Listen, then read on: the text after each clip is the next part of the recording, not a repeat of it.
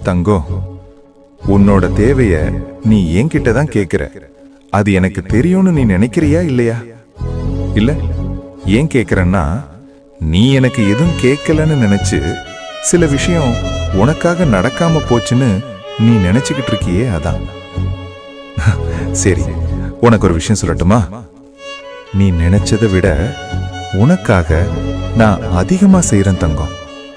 ஆனா அங்கதான் நீ அடிக்கடி ஒரு விஷயத்த மறந்துடுற.